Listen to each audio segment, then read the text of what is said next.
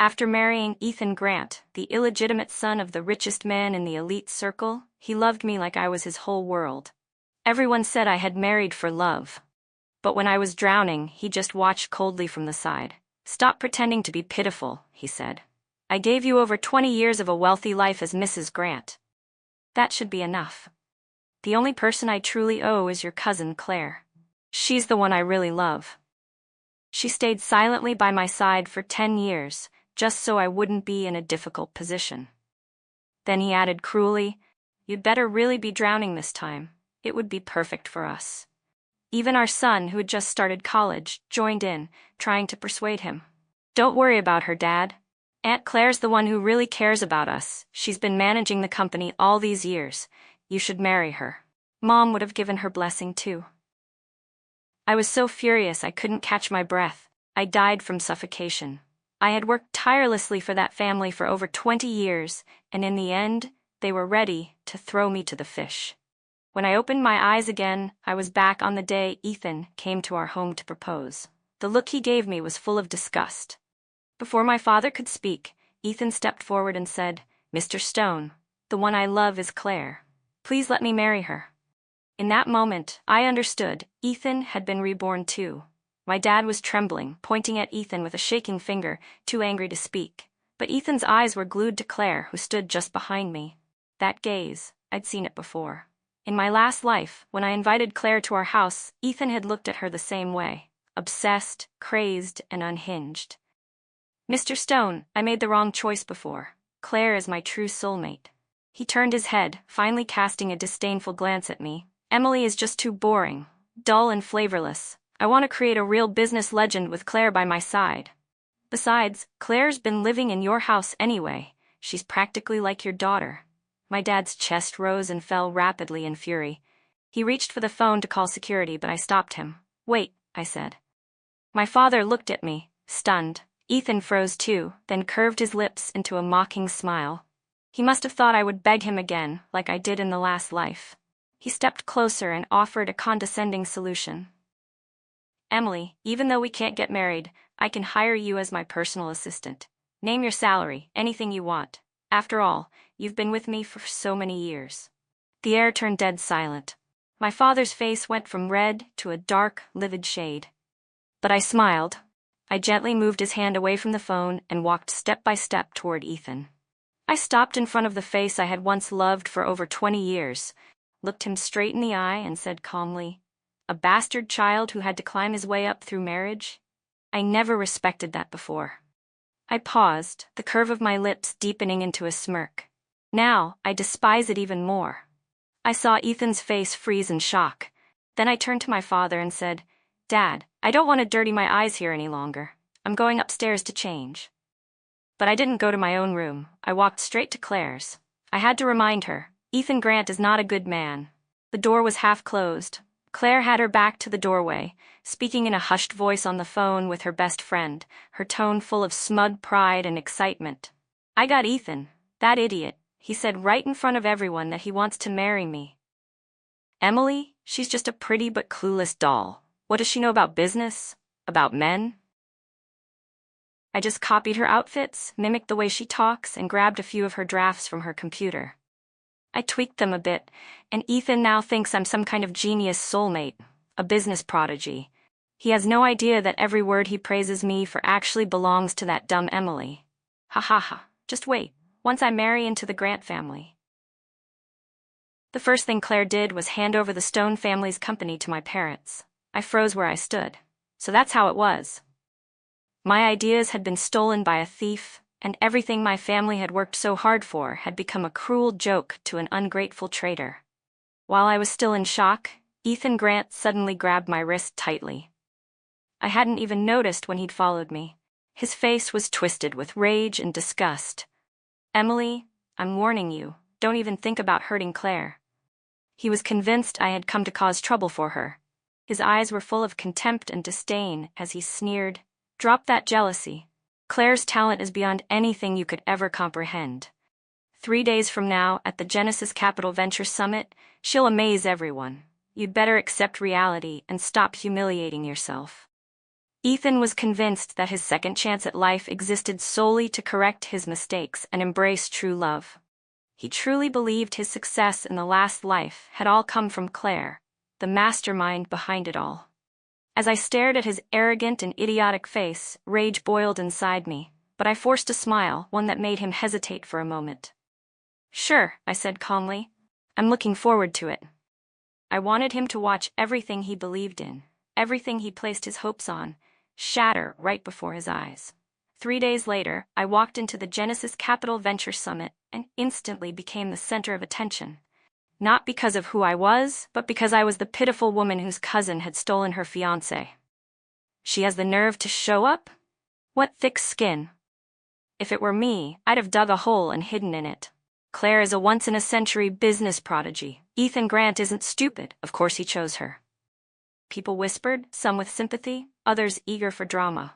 I ignored them all, watching coldly as Ethan and Claire basked in the flattery of the crowd. Then they noticed me and walked over, step by step. Ethan spoke first, smug and condescending. "Emily, do you see now? This is the world that belongs to me and Claire. All you're good for is looking up at us from the audience." I smiled. "Mr. Grant, have you ever heard of the term killing with praise?" His smile faded. Still playing tough, he scoffed. His eyes went cold as he pointed to the hem of Claire's dress and barked an order. "Go fix her gown. Do that, and I'll consider you truly here to offer your blessings. When the summit's over, and I'm in a good mood, maybe I'll let you join the company as a team leader." It was pure charity. Claire tugged gently at his arm, a troubled look on her face. "Ethan, don't be like that. Emily is still our elder after all. I don't deserve such respect." Her words said one thing, but her body leaned forward ever so slightly, practically radiating anticipation at the thought of me serving her. Watching their coordinated performance made my stomach churn. Just then, the stage lights came on. The vice president of Genesis Capital, acting as the summit host, walked on stage and greeted the crowd. "Good evening, everyone. Tonight, our special guest investor, the mysterious Mr. K, has expressed great appreciation for Miss Claire Stone's project, the Codex. Now, please welcome Miss Claire to the stage for a one-on-one investor pitch." The entire room erupted in excitement. Flashbulbs exploded as every camera turned to Claire. Her smile was flawless. Ethan lifted his chin, beaming with pride and self-satisfaction. He was Claire's biggest backer, the one who had put her on this stage. He leaned toward me, and in a voice low enough that only the three of us could hear, whispered, "Now do you see? Claire's talent is my greatest trump card." Then he tossed a document at me. The corner of the paper scraped across the back of my hand, leaving a stinging red mark. I looked down. It was a statement, one supposedly written by me, declaring that I voluntarily withdrew from the engagement, admitted I was inferior in talent, and wished them happiness. "Don't force me to be ruthless," he said, staring at me like I was an ant he could squash at will.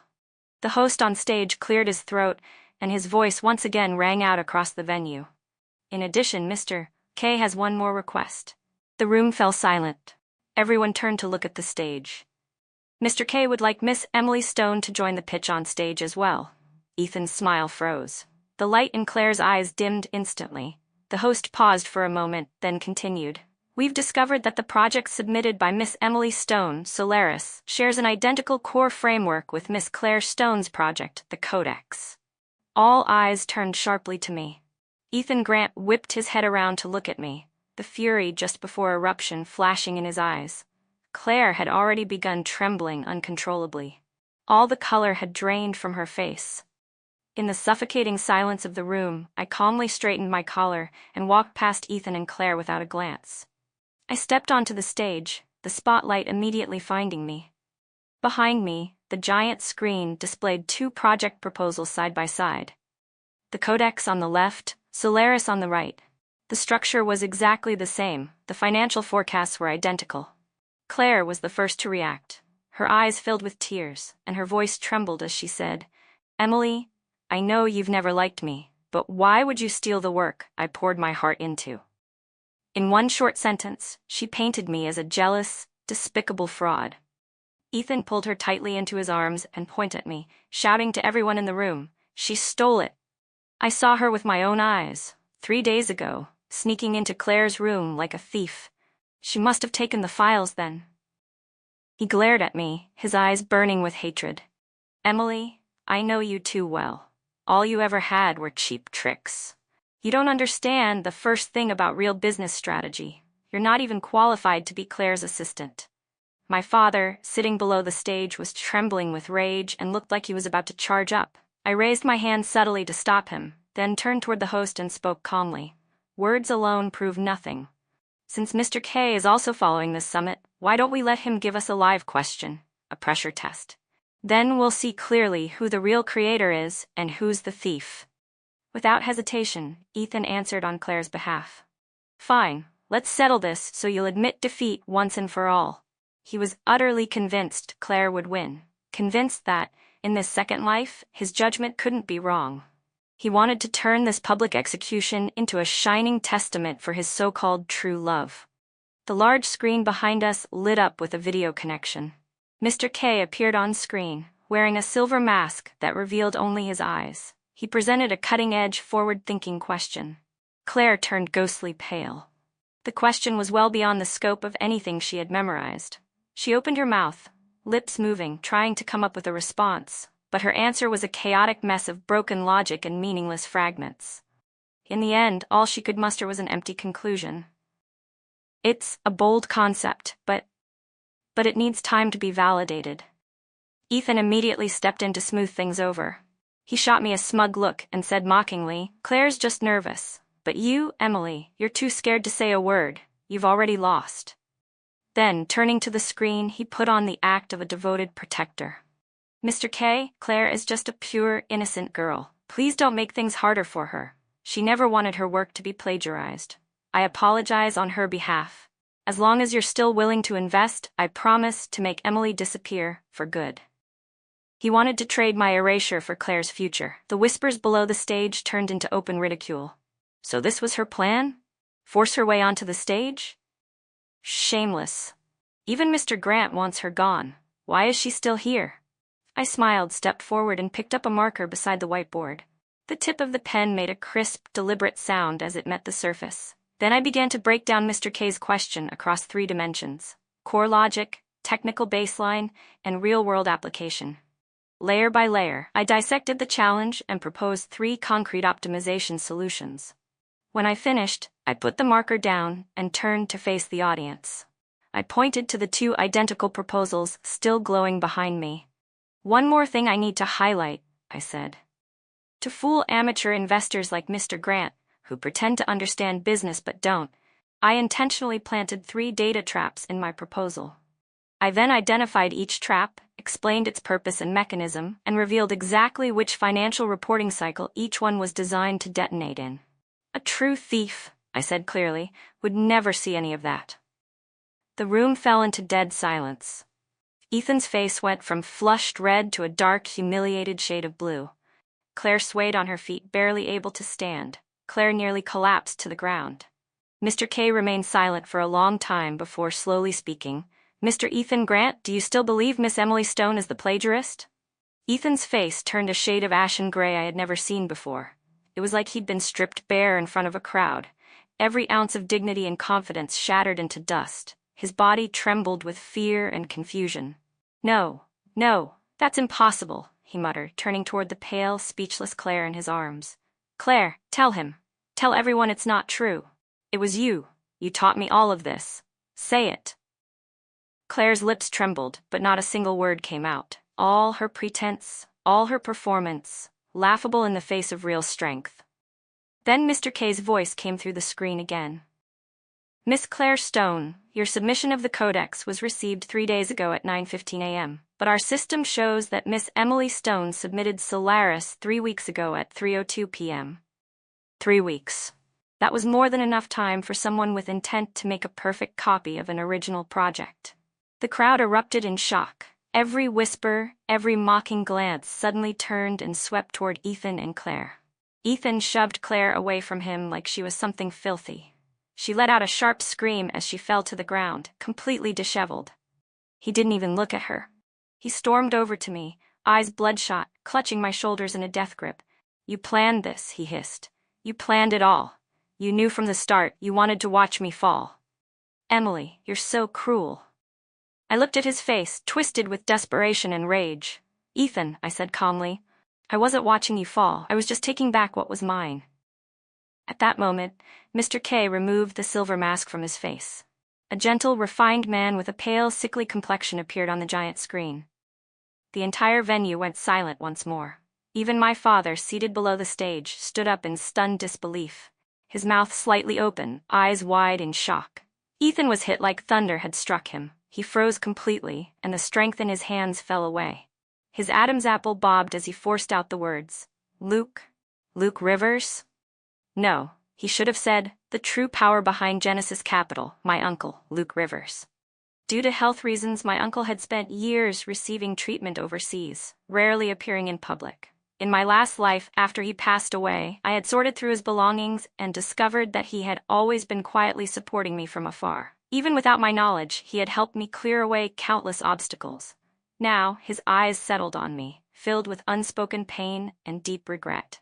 Emily, he said softly, I'm sorry. Your uncle came back too late. The moment he spoke, the crowd erupted again. Then, addressing everyone in the room, he made an announcement. From today onward, Genesis Capital will invest fully in Miss Emily Stone's Solaris project. Ethan staggered slightly, but that wasn't the end. Luke continued, and I will transfer 30% of my personal shares in Genesis Capital, unconditionally, to my niece, Emily. As his final words landed, the entire hall fell into an eerie, stunned silence. The light in Ethan's eyes slowly faded until only ashes remained. It was then that he finally realized he had been given a second chance at life. And not only had he failed to right his wrongs, he had personally dragged himself into irreversible ruin. Murmurs filled the hall again. People looked at Ethan with a mixture of pity and scorn. What an idiot. He backed a fraud and ended up offending the real power. She's the actual heiress, his own fiancée. He gave everything up, for nothing. After the summit, Ethan and Claire became the biggest joke in the entire elite circle. I sat quietly in my uncle's car, watching the neon lights flash outside the window. My father sat in the front passenger seat, glancing back at me from time to time, his eyes full of guilt and remorse. Emily, my uncle said as he handed me a document. It was the official transfer agreement for 30% of Genesis Capital's shares. I accepted it without a word. My fingers trembled slightly as I held the document. This is what you deserve, Uncle Luke said, his pale face tinged with emotion. Back when your grandfather founded Genesis Capital, your mother was the one he saw as his true successor. If it hadn't been for... He didn't finish the sentence, but I understood. In my previous life, I was so consumed by my love and devotion to Ethan Grant that I ignored everything about my grandfather's legacy. I turned a blind eye to the family's business. Not until Uncle Luke passed away and Genesis collapsed did I realize how wrong I'd been. But by then, it was far too late for regret. Thank you, Uncle, I said sincerely as I accepted the document. From now on, I'll be the one to protect what you and Grandpa built. He looked momentarily stunned, then smiled with deep relief. The car stopped in front of the Stone family villa, but my heart grew heavy. Inside, my aunt and uncle were already waiting on the couch. The moment we stepped through the door, they leapt to their feet. Big brother, my aunt wailed, tears and snot streaming down her face. You have to stand up for our Claire. She was framed by Emily. Our Claire is so pure, there's no way she would ever plagiarize anything. My uncle quickly added his voice to hers. It was Emily. That girl's been cunning since she was little. She must have been jealous of Claire and Mr. Grant's love. That's why she set up this whole trap. My father trembled with rage, pointing at the two of them. You actually have the nerve to come here and say this? After what Claire did? Instead of repenting, you dare twist the truth like this? I thought my aunt might finally back down, but to my surprise, she turned her fury on me. Emily, don't think you're untouchable, just because your uncle supports you now. Don't forget why Ethan Grant liked you in the first place. If it weren't for Claire constantly praising you in front of him, copying how you dressed and spoke just to get his attention, do you really think he would have looked at you twice? You're nothing but a cold wooden doll. So that was the truth. My so-called 20-year love in my previous life was nothing but a carefully crafted illusion built by their manipulation. I smiled coldly. So you admit it, I said, stepping closer, my eyes like ice. You admit Claire has been copying my life from the beginning. My aunt flinched, backing up a step under my gaze, but she still refused to concede. Copying? That's called helping. If it weren't for Claire, with your personality, you'd never have gotten married. Enough, my father roared, slamming a stack of documents onto the coffee table. This is the termination of ties agreement I just had our lawyer draft.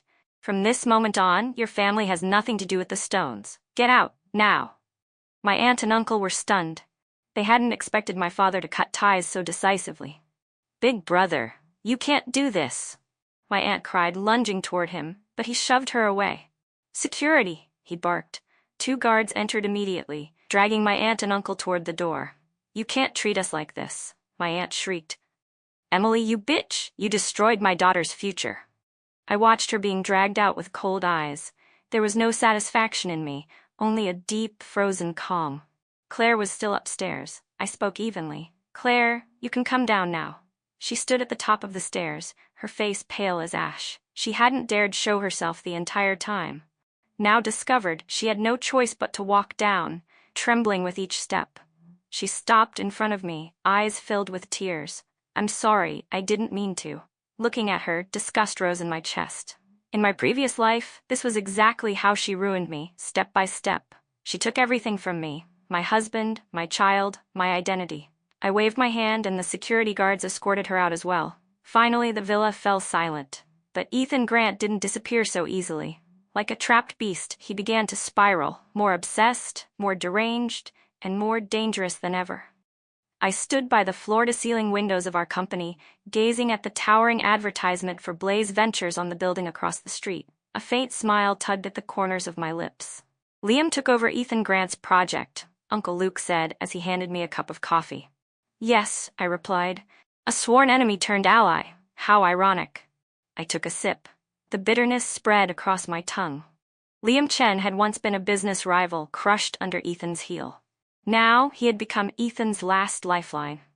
In desperation to secure investment, Ethan had signed a suicidal bet-on agreement, reach 1 million users in 3 months, or Blaze Ventures would gain full control of his shares. Has he lost his mind? My father asked in shock after reading the agreement. I shook my head.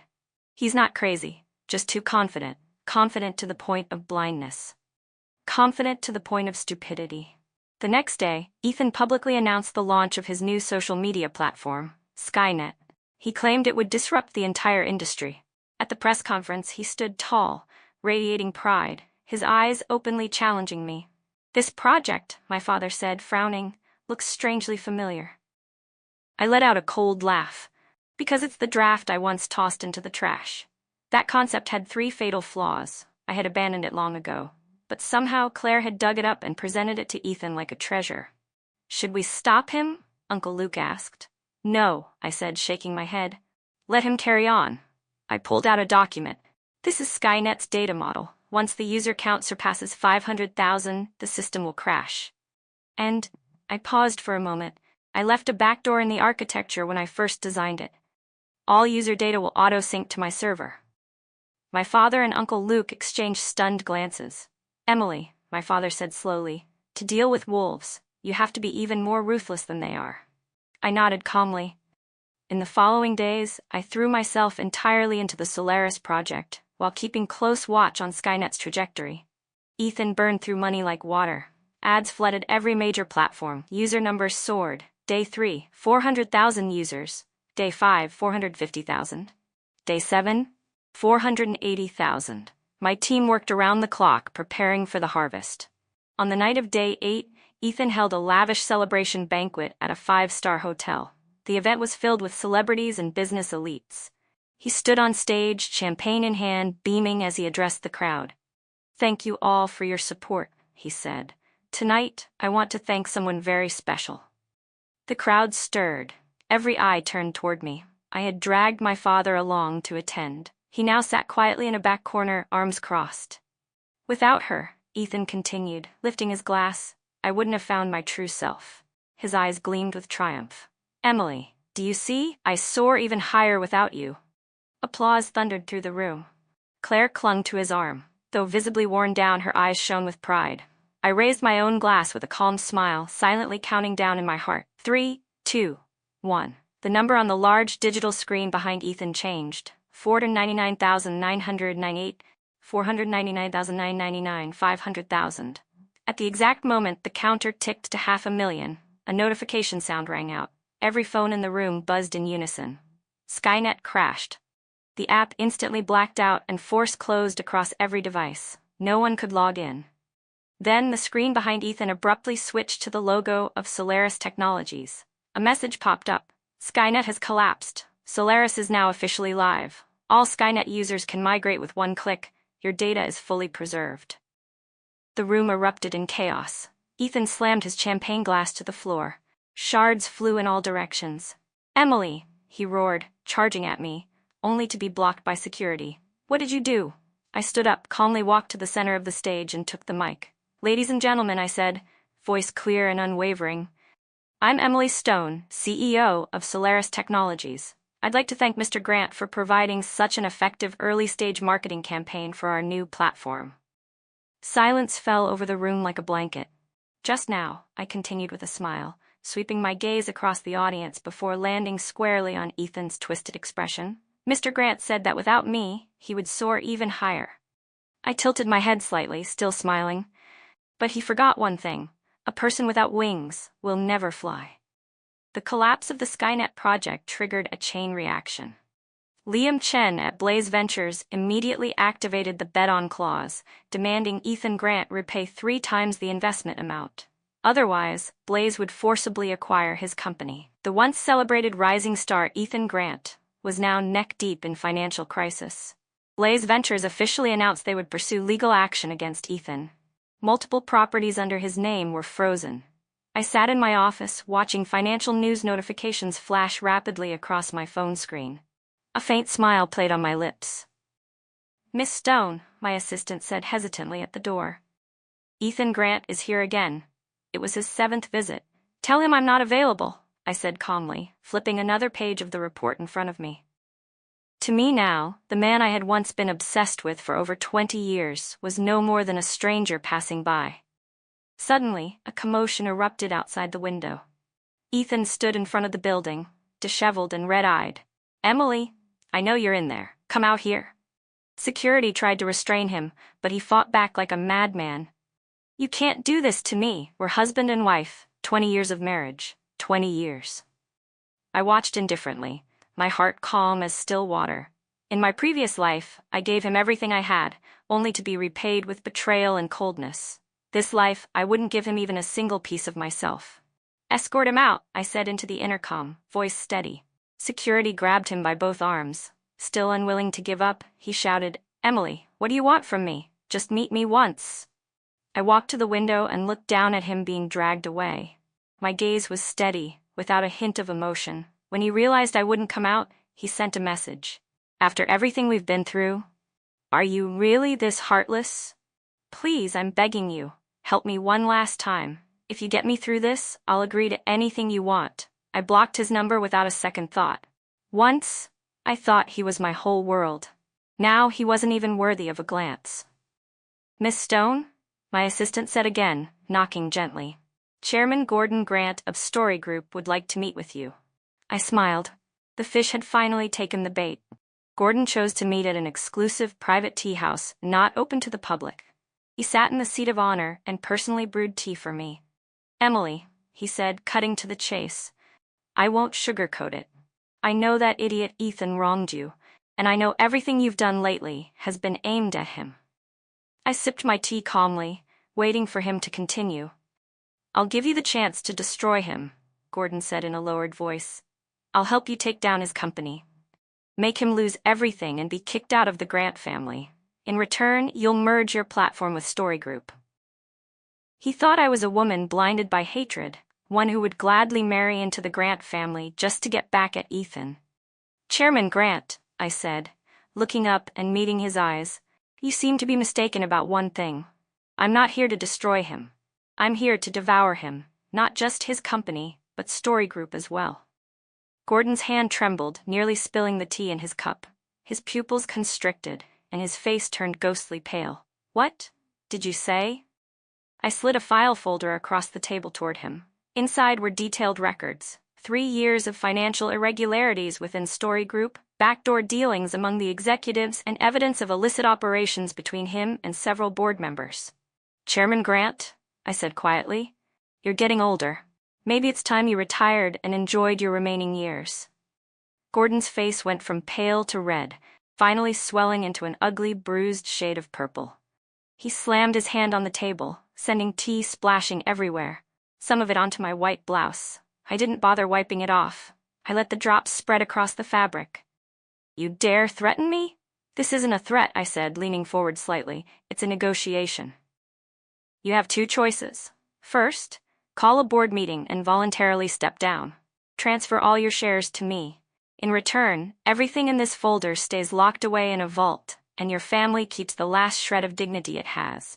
I paused for a moment, my voice turning even colder. "Second, I go public with all of this, and Story Group, your leaky, battered ship, sinks straight to the bottom of the ocean. Do you really think all the shareholders and rivals you've offended over the years will let you and your precious son, Gavin Grant, off the hook?" Gordon Grant stared at me, veins pulsing at his temple. He had never imagined that the once docile, seemingly harmless girl who sat at the edge of family meetings could have investigated Story Group so thoroughly. He didn't know that in my past life, in order to help Ethan Grant gain a foothold in the Grant family, I had studied Story Group inside and out, every department, every ledger, every executive. I knew their weaknesses, their dirty accounts, and their vulnerabilities like the back of my hand. What I had once gathered as weapons for Ethan, now I was turning against him. After a long silence, Gordon slumped back in his chair, voice hoarse. "I need time to think." "I'll give you 24 hours, I said. "I expect your answer by 10 a.m. tomorrow." As I stepped out of the tea house, the sunlight was so sharp it made me squint.